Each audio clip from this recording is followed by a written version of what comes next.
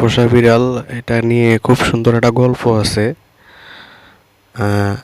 বিড়ালটা আমি জানি না কার, হুট করে একদিন আমার বাসায় আসলো, আসার পরে আমি এটাকে খাবার দিলাম, খাবার দেওয়ার পরে দেখি আমার আশেপাশে ঘুরতেছে। তা আমি ভাবলাম যে বিড়ালটা এমন একটু মায়াশীল কারো পালকা বিড়াল, হ্যাঁ হয়তো ভুল করে আসছে আমার বাসায়। হঠাৎ করে খাওয়া টাওয়া দেওয়ার পরে বেশ কিছুদিন এটা আমার বাসায় থাকে।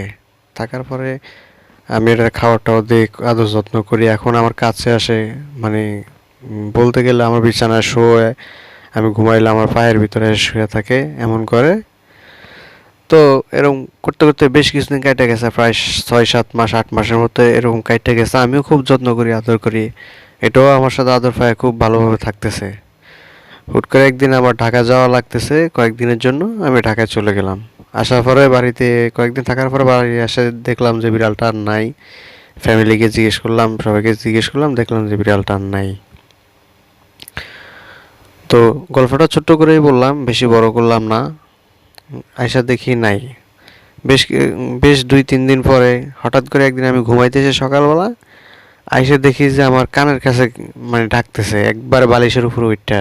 আমি ঘুম থেকে উঠটা তো চমকায় গেছি যে কোত্থেকে আসলো। একটু তোষায় তাষায় দিলাম, বাস একটু আদর করলাম, দেখলাম যে আবার থাকতেছে।